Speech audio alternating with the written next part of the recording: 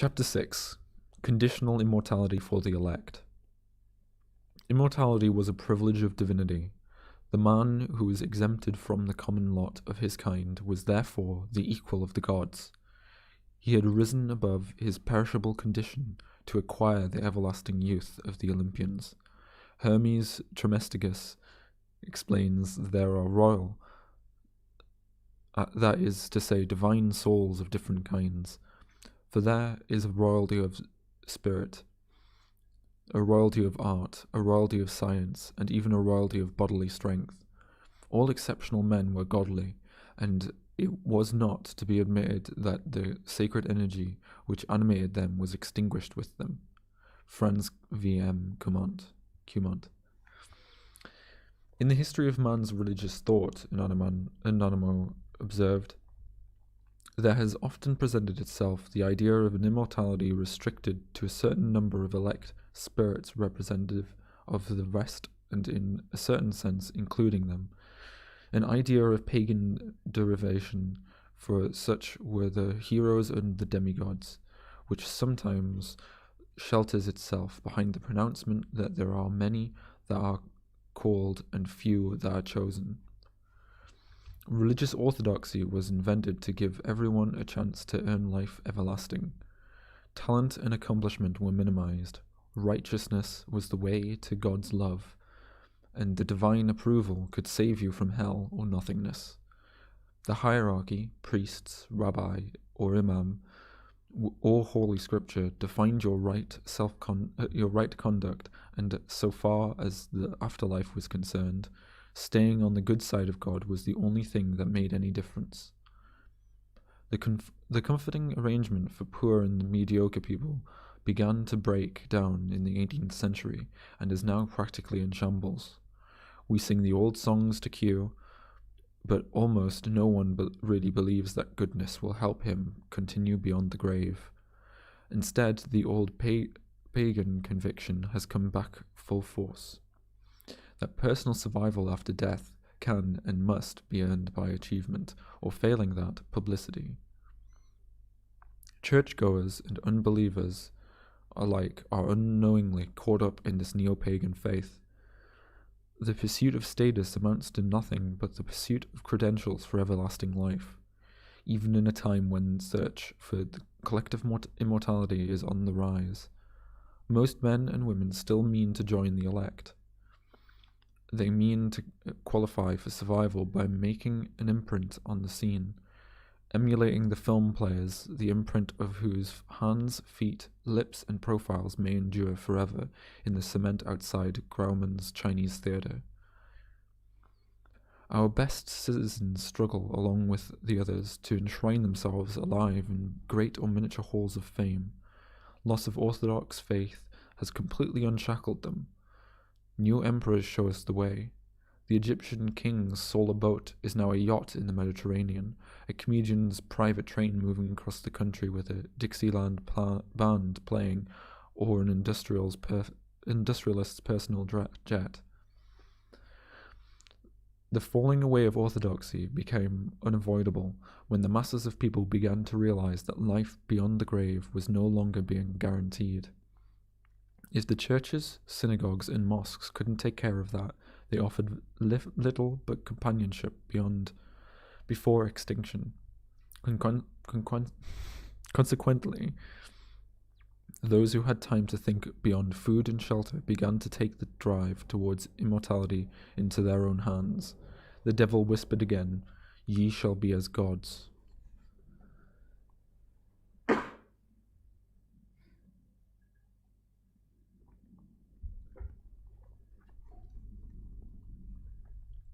The streets of civilization have since been turned into a proving ground for millions of do-it-yourself divinity programs. The simplest and most sophisticated play this game. What drives them is a generally unknowing but obsessive intent to pile up evidence showing that each one is worthy of eternal life. The process is carried forward, as everyone knows, by achieving reputation or status. We can become gods. This is the underlying faith that drives megalomaniacal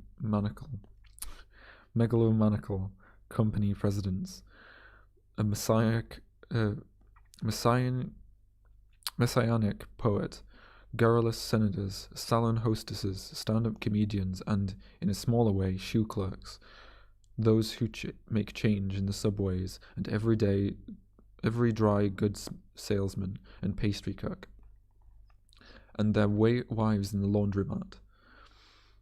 Each feels the call, lest he be weeded out as unimportant, to prove himself, at least, as worthy as the next man, and in some competitive area or another more distinguished. The law of survival demands that he stand out in some respect, if only for his skill at the pinball machine. The unceasing quest for immortality is what makes us anxious. Atheists, too, for reasons they find hard to explain, struggle to place their accomplishments on the record. The deeper the imprint, the more pronounced the being, and the more secure the insurance coverage against annihilation. But we can never have too much immortality insurance. The imprint of the most honoured man and woman can be erased by time, or by changing truths and ideals or beauty, or blurred in shifting memories. Yet, it is also true that the neglected imprint can emerge later, as the archaeologists of memory dig up old evidences of being. Here faith seems to be required, that a conscientious title search will uncover each bygone identity when the time of resurrection comes. For this reason, the strongest superstitions of our time are based on faith and measurement. Gifted and ordinary men alike have fallen back on a startling readiness to believe that measurements, records, and statistics, as well as publicity listings, will somehow actually substantiate one's claim to survival. God may be dead, but measurement is alive, calibrating our worthiness in all forms of competition. Today, qualifications for divinity are manipulated and keep changing. What is in or out changes so rapidly with the fashion that for many the craft of keeping up has become in itself the highest form of excellence. But perhaps the manipulators and followers of spiritual fashion have a motive, a fear that permanent excellence, if it exists, might disqualify them. Hence they promote change itself as the quality the gods most love. Since the competition goes on, bringing home the keenest anxiety, as Sir Thomas Browne lamented, the number of those who pretend unto salvation, and those infinite swarms who think to pass through the eye of this needle, have much amazed me, that that name and compilation of little flock doth not comfort but deject my devotion, especially. Here again, the prudent man makes a spiritual poor mouth, so that the fates will not think him conceited. When I reflect upon my own unworthiness, wherein, according to my humble apprehension, I am below them all. The doctor adds wistfully that, far from aspiring to the first rank, he will be glad enough to be but the last man, and bring up the rare in heaven. Most of us would settle for that, provided we were assured of not being bumped from the rear rank at the last moment to make room for some late-coming celebrity. What we are asking for is permanent tenure, ownership of life. We want to be sure that we are at least eligible for the demigod's society. The significant actions of a modern pagan are related in some manner to piling up supportive evidence, points, little passing triumphs that he uneasily hopes will add up to a reasonably impressive score, high enough to prevent his being mislaid in the last showdown. The continuing effort to survive beyond death takes place on a number of levels. At the highest, it produces devotion to causes, craftsmanship, beauty, efficiency, and the ideal of service to others, but attempts to stand out from the neighbours may equally involve the use of picturesque and dirty language, possessing Acapulco gold, being the first to first on your block to do anything, or exposing the pretensions of one down the block who was just saying, "My daughter went to the Dalmatian coast last year," before the crowd got there. Such boasting may be misinterpreted. It is not intended merely to show off to others, it is boasting for the record. The faith and superstition behind talk of this kind is that a record is being kept. In effect, the individual gives testimony to his own or family excellence. By itself, the act of impressing others would be a waste of time. After all, they are going to die too. But much more important, they serve in our imagination as a witness to the speaker's excellence. The testimony of the imagined record thereby becomes stronger. But many, perhaps most, people still doubt the impressiveness of the deeds they can put on the record. As added insurance against the void, they try to associate with others who are accumulating immortality credits. The idea of being seen in the right company goes back, for example, to early Roman times. From Virgil's Bucelia, Eclogue 4, "Thine own Apollo now is king. Under thine governance any lingering traces of guilt shall be wiped out, and earth shall be freed from its perpetual fear. He shall have the gift of divine life, shall see heroes consort with gods, and shall himself be seen mingling with them." All beings, the Hindu saying goes, to capture the beverage of immortality without which there is no enjoyment, but only the gods can seize it. Here are a few other paths men hoped will lead to our sharing this divine privilege. Having inside knowledge, we know the experience of bursting to tell a secret. Why should this be?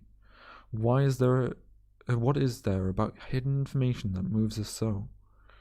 Being in on a secret, possessing a corner of knowledge not available to outsiders, gives us a heady pseudo-divine illusion of power. The communication of such inside knowledge in its lowest form, gossip, becomes an act of low-grade revelation.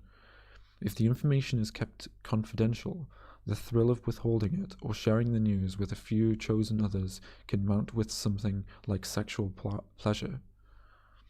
The statesman, with his briefcase, who descends from the airline smiling, "No comment," is for the moment a small lord of creation. Such men have a noticeable special smile, which is the secret smile. Sharing a secret involves the strangely joyful act of excluding others, mysteriously coupling separateness with salvation.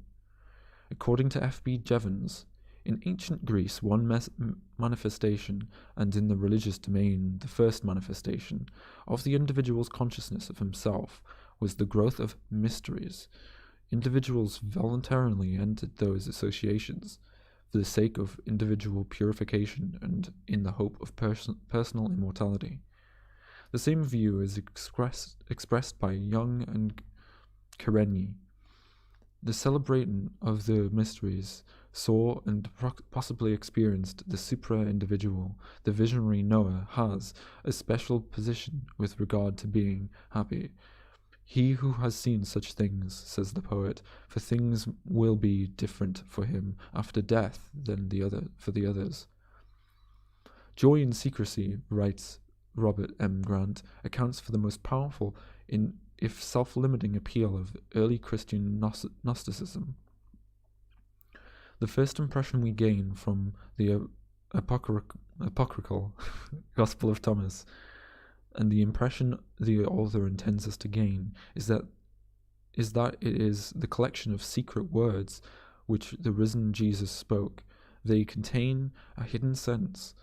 By finding it, the initiate achieve knowledge, and by means of knowledge, the sharer attains immortality. He will not taste death. All initiation ceremonies involve the idea of an elite brotherhood or sisterhood with rites, rules, and mysteries not known to other mortals. The little boy's gang in the hidden treehouse travels only a short way to elks, lions, moose, shriners, and other loyal orders with a secret handshake whose members run around at convention time with funny hats. Many of these groups are devoted to charity, a divine mode of action certainly beyond criticism. Still, in their exclusive and secret aspects, the adult fraternities represent touching attempts to rise above the common run of man and pretend to be privileged orders, at least while the members are in the clubhouse. The disguised drive to immortality persists. Initiations into the most trivial mysteries purport to open the door for the candidate and grant him an insight into some eternal truth which one day he will be able to flourish like a credit card. The most exclusive branch of inside knowledge is the Society of Prophets, evangelists of every description, economists, banker speculators, public opinion pollsters, high priests of journalism, all in their separate ways are bucking for immortality. In their grand or witty, modest or vainglorious styles, they aim to demonstrate before heaven, in the presence of thousands or millions of witnesses, that they know what is going to happen.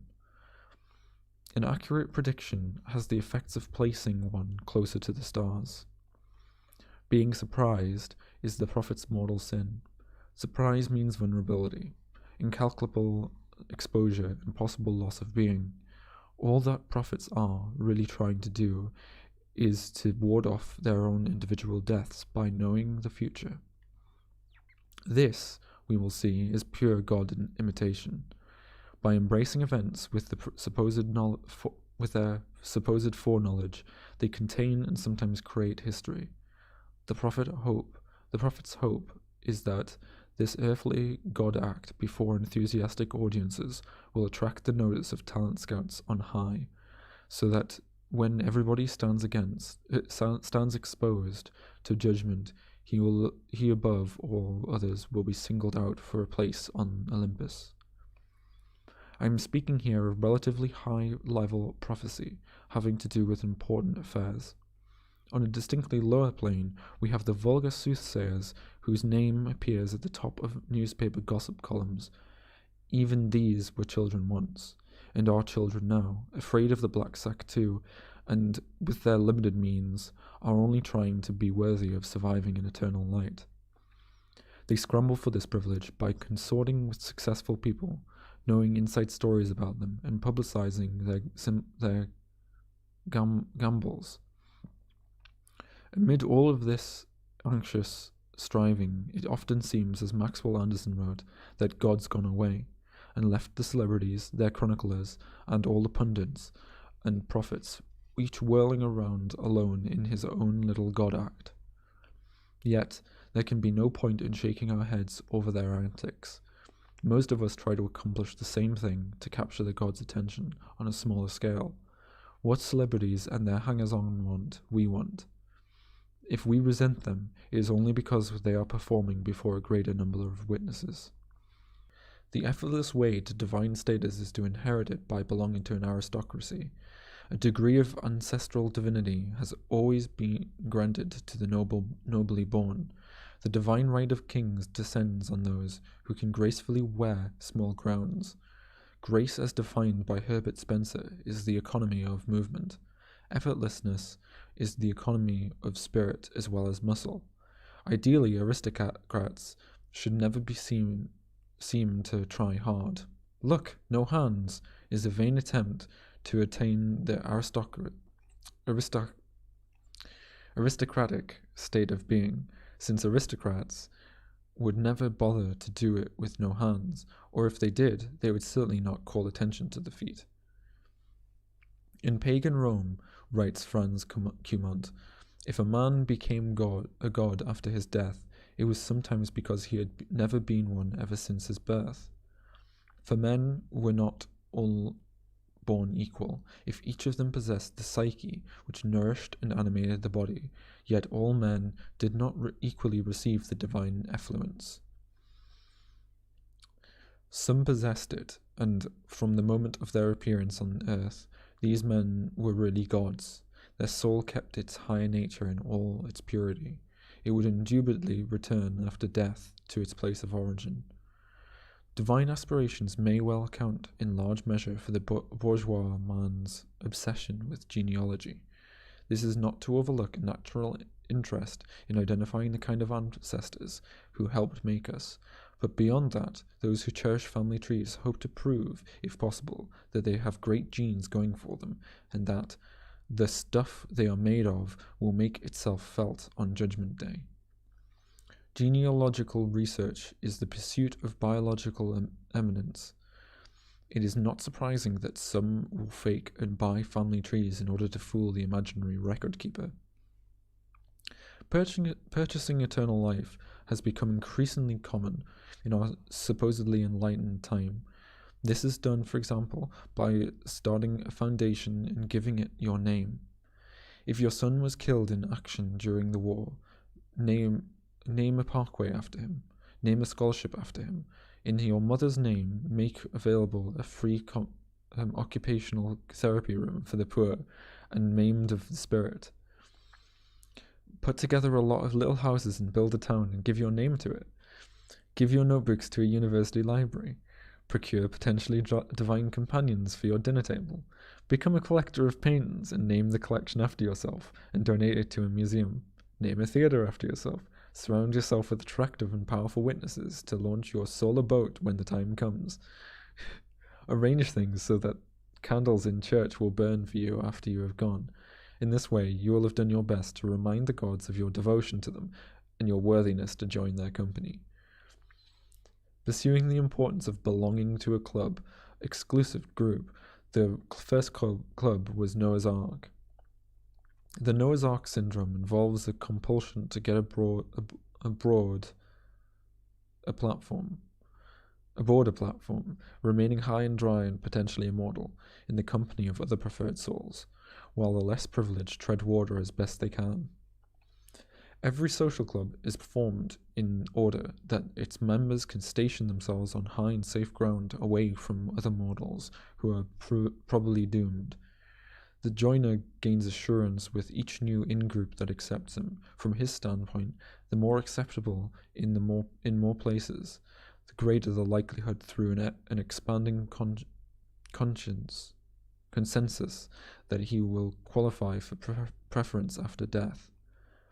Social climbing is simply a noticeable, frequently lunging attempt to climb aboard an ark. When we drop names, we are saying, I exist more. I am making a deeper impression on the cosmos because I know this famous person. When the ark sails, I will be on it. Note also the curious pleasure some people take in snubbing others, an evidently gratifying exercise in discrimination. It arises in part from a genuine concern. Our ark will sink with too many of these types aboard. I had better help get rid of them. There must exist something like Boyle's law of exclusiveness. It would state that after an optimum membership has been gathered together, the life-saving power of a club dwindles with the addition of newcomers. A prominent man asked to join a club in Boston replied, I would soon as join the South Station. The basis of all club life, expecting that of professional associations, is, of course, discriminatory. The very word discrimination now has both a good and evil edge to it. To discriminate is to separate what seems worthwhile from what seems not. You show good taste, but some people are the victims of others' good taste. Discrimination can, then, be damning. The uninvited or ignored guest has his being sharply reduced. Before witness, he is deemed unsuitable for the ark. It is all but mathematically certain that he will at least dream of striking back in some way to restore himself to good standing in the gods' eyes. A simple mathematics of emotion demands this. Being present at an important occasion also scores points for us, impressing our imaginary judges. I am thinking, for instance, of the Whitney Museum's official opening in New York. It had to be a rare and memorable party, since there will only be one opening of anything. Attractive people in evening dresses and dinner jackets strolled among the patrons. They could be seen looking out of strange little windows and upward from the sunken courtyard, gazing at the crowds out on the sidewalk. They would appear on one floor, and then the same couples on another, looking out. Through the trapezoidal window, the mayor could be seen gesturing at a painting. Then he too turned and looked out. The crowd grew larger. People were standing on tiptoe, craning their necks and pointing at the windows. The elite stood like punctuation marks behind the trapezoidal panes. Inside, the guests could be observed wandering about dreamily. As they turned from the windows, their faces were not only attractive, but had extraordinarily peaceful look. Waiters ran among them with trays of champagne. The guests moved serenely, 2 by 2. Time turned into bubbles, and inside a big one, the arc floated gently toward morning. Being recognized before many witnesses strengthens our claim to membership in the Immortal Company. This accounts, in part, for the unprecedented magic of live television. Watch any crowd scene when the electronic eye moves in. People begin jumping up and down and waving, and making faces at the camera. Primitive man is often afraid that a photograph will steal his soul, but modern pagan man believes that the camera will confirm his. The television eye confirms his existence to a far greater degree than, say, home movies, because he feels assured by a million witnesses. Belief in film is an actual reproduction of existence, has become accepted in our time. We live in microfilm. Our faith is that all the footage in the world will be stored somewhere, and that on Judgment Day the gods will review every reel. Living by this faith, the more ambitious among us, such as television personalities, program their Olympian aspirations. But the compulsion to become a demigod on film has its drawbacks. Such an exposed position can never be secure. One exists mainly in the form of a negative. The individual may be externally reproduced, but only as a performer, an image, a shade. Will the judges be able to determine who he is? Might they permit his image to live on, but not himself? And how about the recording stars? Would it be possible to live on only as a voice? No, because immortality needs eyes. Personal appearances in the flesh are essential here, but these too, because of the relatively small number of witnesses, must be recorded on film to achieve validity. Thus, the process of maintaining celebrity is one of endless confirmation. Whenever flashbulbs are present, the performer is simultaneously being exposed and confirmed, as in a religious ceremony. Confirmation and exposure are the same for them. Heaven's camera must remain fixed on their performance, otherwise the impression they make on the scene will fade. There was the landing at Le Bourget, and 40 years later, the 12-year-old with a model jet in his hand asking, Who's Lindbergh? Celebrity, according to writers ranging from Tolstoy to Stanley Elkin, caused public personalities of one magnitude or another to send forth a noticeable radiance. And Anna Karina, a recently promoted officer in Verensky's regimen, attends a party given up off a subdued glow of success. Elkin's hero in Boswell scenes Orson Welles in a bookstore and detects the same golden softening air around him.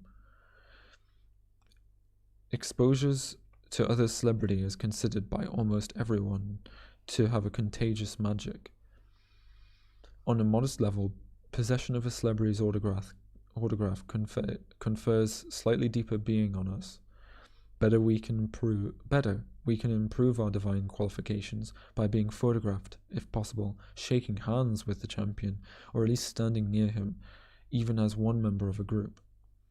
Notice that in such pictures the entourage seems to lean in towards the star, as if this photograph, the record of their closeness to eminence, were going to be preserved for all time. Before Christmas, a customer in Corvetti's department store in New York waited in line to pay for a record album. A beautiful girl, followed by several respectful men, came out of the crowds carrying an album, and took her place in line next to him.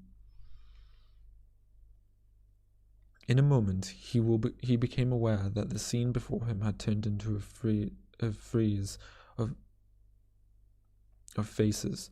He had an impression that he had turned to stone, and that everybody was looking at him. But they were staring at the girl beside him, whom he suddenly recognized as Sophia Loren. There was a flurry of embarrassment. She demurred a little before being escorted to the head of the line. What amazed the customer, who had been standing next to her, was the power of one woman virtually to stop all motion in the store. Wherever she moved publicly, there would be the same mural of awed faces, and it seemed to him that she was living at the very top of human capability. Finally, those who have given up hope of qualifying for eternal life on their own still hope to pass through the turnstile as a member of the honored unit, or as a result of having been present at a historic moment. The second of these is well known as the Blizzard of 88 mentality. The pagan motivation behind the garrulous recountings of old men in the compulsive storytellers is that the presence on the scene of a disaster or spectacular event will glue them into one of the gods' scrapbooks if they repeat the tale often enough. Commitment to unit membership produces men who love and need reunions. Many such gatherings are built around the artificial vagueness created by liquor, though this haze a rainbow of immortality arches above the good fellowship. There's a long trail winding back through the Argonne Forest to Normandy Beach Head, the Wichita Under Fire, the team that beat Yale in the rain, got the other side's goat and painted it green, the wild blue yonder, short snorters, and also the sandhogs who shot cans under the East River, and the aging astronauts, actors' tales at the Lambs Club, those who directed traffic in New York power blackout. The class of 39 with joyous, sagging faces on down to an old Count Basie rhythm.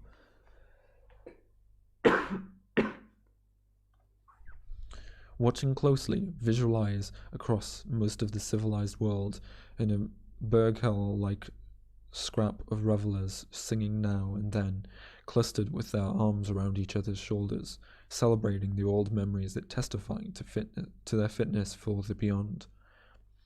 "I see no reason why my grocer should be immortal," said Ernest Reagan, "or why I should, but I do see a reason why great souls should not die when they depart the flesh. But today, grocers and real estate salesmen of all of us, consider ourselves fully entitled, as, of course, did Reagan. This is Renan, Ernest Renan, okay? Those listening in the future and now, it was Renan, Ernest Renan, not Ernest Reagan. Don't know who Ernest Reagan is. I'm keeping this in. Okay, back to it. But today's grocers and real estate salesmen and all of us consider ourselves fully entitled, as, of course, did Renan, to extend our lifelines by every means possible. We go about this by showing off to the very gods we hope someday to destroy." Chapter 7. Shown off before the computer of excellence. God is not dead. He will turn up in some other form in the human psyche. This is a matter of placing the idea of him somewhere else. Young. Pseudo-atheists who believe that they do not believe in God, but who in actual fact unconsciously believe in him. Martaine. Among the middle classes, God, supposedly dead, has reappeared in the form of a gigantic computer of excellence. He has an aura of technology, and he has become allied with the ideal of scientific precision. Not that this computing function is new. The idea of a scroll or ledger kept by a celestial recording authority not only goes back to the beginning of history, but more than that, accounts for there being such a thing as history. The human chronicle is written for the gods to review, so that they will appreciate the importance of our tribe. My individual history and yours will also be fed into the reviewing system. Our obituaries serve as resumes for eternity. Memorial services of one sort or another are finally nothing more than advertising campaigns designed to sell our virtues, to promote the immortality potential of our departed bodies. Middle-class people, in particular, have always competed for the gods' notice. But today, with religious authority on the wane, the competition has become frantic, in some arenas unbearably so. We have a merciless obsession with accomplishment. Millions are caught up in the neurotic new faith that human being must succeed or die. For such individuals, it is not enough to enjoy life or simply to do a good job or be a good person. No, the main project, pushing all of their concerns into the background, is to make a name that the gods will recognize. Many spend practically all of their time doing this. Their remorseless self-promotion is sometimes inadequately described as ego, which explains nothing. The only way to make sense of it out of the immortalists in the crowd, the only way to make sense of the immortalists in the crowd, to a varying degree nearly everyone, is to understand that they are trying to post scores on an imaginary record. The succeed or die neuroses haunting the middle-class American life afflicts people of all intelligences. For instance, those of us who stopped believing in God long ago will often be found trying harder than anyone else to impress the computer of excellence, not realizing that we are just as superstitious, and in our own way just as devout, as peasants kneeling all over the world. God has simply taken up a new position. He now manifests himself to the sophisticated as a testing machine. This unit has many faces, reversing an ancient process. God has split into little gods. He appears as a constellation of deities, revealed specially to the civilized middle classes, and revered by them as guardians of immortality. These deities are standards to be met, worshipped in the abstract, but with fervor. We petition them in language of statistics, to project qualifications for eternal life. We even appear to and take comfort from the God of our own public opinion. One shows off to the machine by displaying fame, wealth, a job with power to hire and fire, suitable house and wife, handsome husband, enough children, mentioned in the newspapers or the company house organ, our face on television, or close to the president in the company portrait, or by making something beautiful, damming a river, dominating a staff meeting, and so on. The faith of this anxious, climbing mortal is that the degrees of excellence are somehow calibrated in the stars. If we are persistent enough, our achievements will be xeroxed all over the heaven. Our scores are being tabulated and processed by a master calculator. The gods, keepers of immortality, pass our data into this system. By some nameless procedure, each of us will be tested out. By our reward, a passing grade, will be that of life beyond death, our punishment for failure, annihilation. In 365 BC, Herostratus burned down the temple of Artemis in Ephesus in order to make his name immortal. Recently, an accused mass murderer in Arizona explained why he had gunned down a room full of women. I wanted to get known. Wading ashore the light island, General Douglas MacArthur called out for the gods to hear, "I have returned."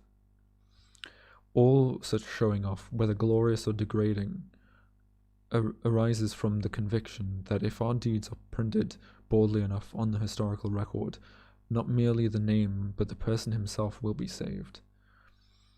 As long as you have committed a memorable, even if also horrible act, the gods will not let you sink into nothingness. At this extreme, we have the hunt for glory.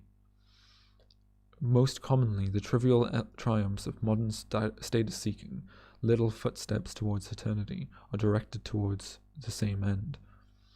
The unrelenting drive to be remembered grows from two assumptions which, primitive as they may seem, dictate life programs all over the civilized world. First, again, that a cosmic apparatus for recording and evaluating events actually exists. Second, that most of us, including those who no longer believe in God, still inwardly anticipate the return of resurrection.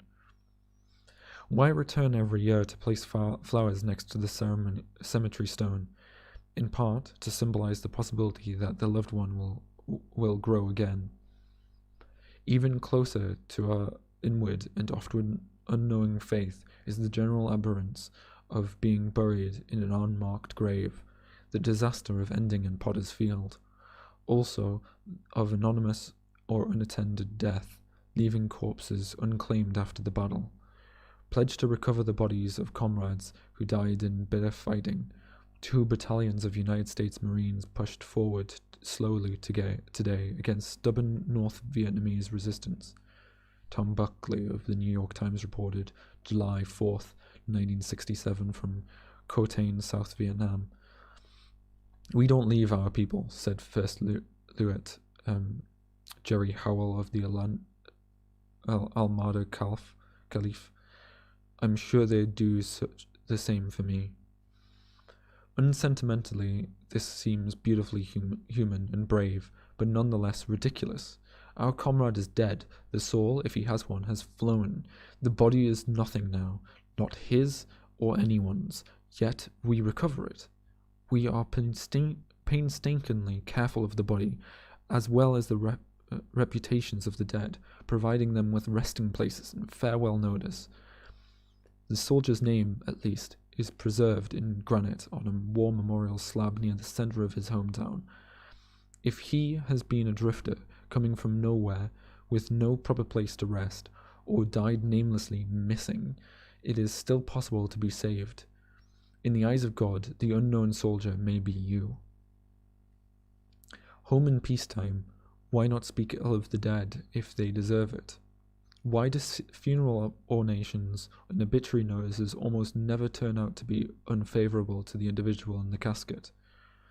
We are kind to the recent dead because people are charged with testifying as witnesses to one another's fitness for resurrection. A Chicago ward boss said, "If you don't go to other people's funerals, they won't go to yours." The cultures that made us are filled with Judgment Day fantasies. In our supposedly enlightened times, millions program their lives as if they believe that resurrection teams are going to roam the earth someday. There will be judgment committees. When the investigators come around with our dossiers, each of us will be expected to give proof of our existence and net worth. Above all, we must be identifiable. In this fantasy, namelessness will be an unforgivable sin, for if the name has made no impression, the computer in the sky may miss us, and we will be dead forever. No eternal flame burns for the unknown civilian, and so, the desperate struggle to place ourselves on file, we make deals. Families and friends help each other. You can see the competition everywhere around. Names of people who might otherwise be obscure given to streets, highways, American Legion posts, museum wings, and scholarships are intended as guides for resurrection officials, the assessors of the spirit, who will come down to certify who's who. Therefore, the middle classes of this time are not, in Leslie Fielder's phrase, waiting for the end, but rather hustling for the end. They are preoccupied with keeping the deed and the attached name alive. The hope is to be able to rise up when immortality census takers pass by and speak out confidently. "Wait, don't you know who I am? Look at the record." The fear of not being remembered pervades the race's literature and song. In psalms, fables, poems, and ballads, life is described in terms of shifting substances: sand, chaff, straw, tumbleweed, or no substance at all, blowing in the wind. We have the sands of time and the river of eternity. Keats' epitaph: "Here lies one whose name was writ in water," condenses the passion of all immortality seekers. The quest for everlasting life led to a touching faith in the power of the word to influence the grand computation. In the beginning there was Logos. The moving finger writes, "It is written that, written or spoken, the word has consistently been used to certify one's excellence before the imaginary judges. Similarly, in China, we are told by Holmes Welch, words were power. For instance, when a man died, his coffin used to be decorated with the word longevity. It was put there not to celebrate the ripe old age he had reached, for he may have died young, and not as at a Western funeral, to emphasize the immortality of the soul. Its purpose was to assert the immortality of the body, to counteract the fact of death. For the Egyptians, according to Seelman, nothing could come of being before its name had been uttered. Nothing could come into being before its name had been uttered. The word, the hieroglyphs tell us, creates all things. Everything that we love and hate, the totality of being, nothing is before it has been uttered in a clear voice.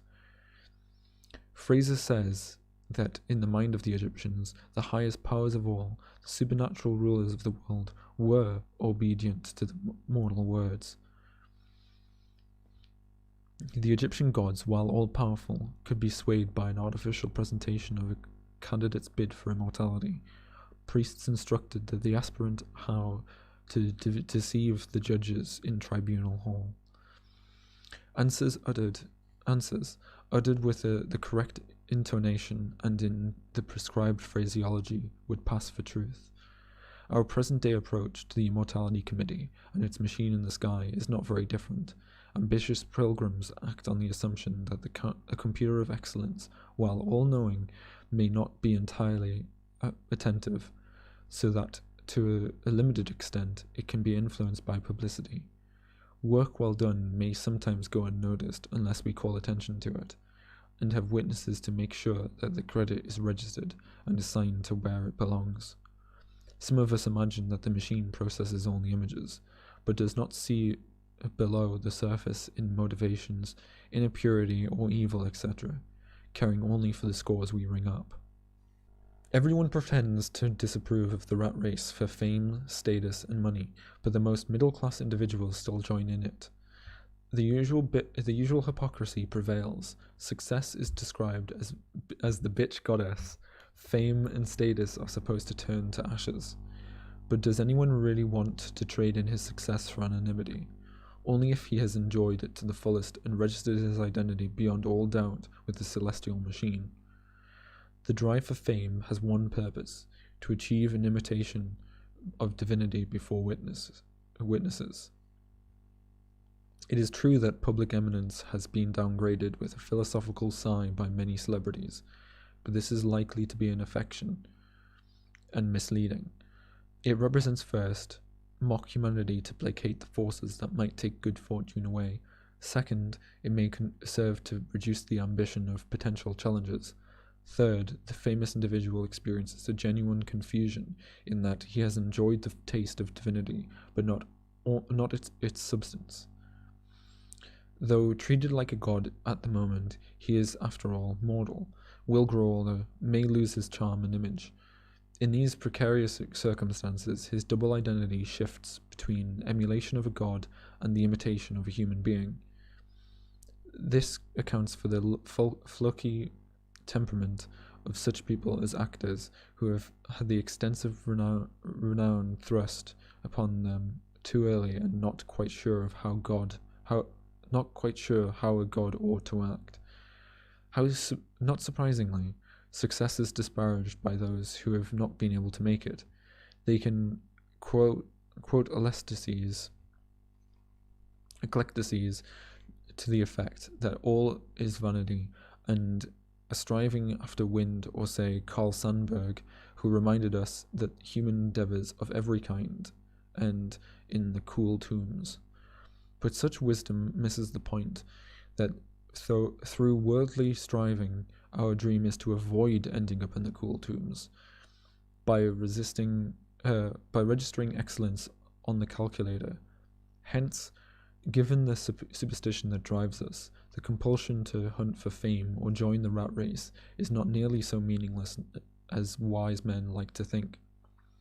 Lorenz notes, the process of so-called status seeking produces the bizarre excrevences in social norms and rights, which are so typical of intraspecific selection. But we really are different from birds and animals. Striving men and women aim to rise up out of the species and not suffer the fate of other mortals, which is to die and usually to be forgotten. Status, marked down fame in a small environment has something but by no means everything to do with surviving comfortably here and now. Beyond that, the climbing man, great or trivial, plays to the computer in the sky. If he does not, it becomes difficult to explain the fierce envy of people supposedly concerned only with excellence directed at competitors in the same field. Fretful of other men's virtues, as John of the Cross said, they depreciate them as much as they can, looking on them with an evil eye. One rich man envies another. One talented man or woman with plenty of money maintains the bitterest rivalry with another. A famed inventor, philosopher, or ballerina, still permanently assured of material comfort and honor, may still pray for a rival's downfall or disgrace. This sort of envy has nothing to do with earthly well-being. Envy means that he probably scores higher on the score chart than I do. He amounts to more. He has a better claim to eternal life, and if there is room in my field for just so many at the top, all those witnesses down here applauding him may influence the gods and jump his score on the machine. And if he is that good, then quite literally I am dead. The most eminent creatures, creative fathers among us, succumb to this mean superstition. Young has written, one might think that a man of genius could browse in the greatness of his own thoughts, and dispense with the cheap applause of the mob he despises. But he falls victim to the more mighty herd instinct. His searching, his findings, and his call are inexorably meant for the crowd and must be heard. For the crowd? No, the sky machine, with this crowd serving as a choir of angels, witnesses chorusing the great man's praise before the Resurrection Review Board. And who, by the way, could this man of genius be? The one Young is talking about? Undoubtedly Freud, with a score on the register of being at the time higher than Young's, therefore closer to the gods than Young, and intolerably closer to immortality. The hunt for status and glory, the struggle for heaven's recognition, will always be both exhilarating and wearying to the spirit. More than ever today, with the competition no longer being regulated by orthodox referees. For this reason, we have the rampant paranoia, the superstition that others are trying to cut us down in the arena with the gods looking on, a projection of our intent to reduce them. We have also pressures toward conformity, no less prevalent today than before, even though they have been identified and ridiculed, in which the mediocre members of society do their best to prevent more creative ones from showing off to heaven. They aim to spread responsibility for all action, so that individual excellence will not be recognizable, because if it is, the mediocrities among us will be left for dead. For this reason, the lumpen bureaucrat must be devoted, in Heidegger's expression, to the levelling down of all possibilities of being. Envy and meanness overcome me when I suspect that a rival is pushing ahead and making a better impression on the computer of excellence than I, and in doing so, reducing my potential for immortality to the vanishing point. Such paranoia, which, like all other manifestations of extreme superstition, comes from the fear of being reduced, ultimately the fear of death, is almost impossible to resist. For example, I have general feelings of hostility towards stage and screen actors. This attitude may be paranoid and irrational, but it remains, with few exceptions. I find these people bumptious and empty. This may be because I fear that, by no means of enormous ego and false charm, they know how to make a deeper imprint on the universal registry than I can. The more prominent have universal faces and are treated as gods and goddesses in their own lifetime, which, to the envious, is unbearable. The knowledge that all of this is nonsensical and silly, that there is, after all, no judgment machinery, that actors are themselves a rule of pathetically insecure, has nothing to do with the immortality thrust of envy. That will not be reasoned away, and almost seems to have a life of its own inside of one's being.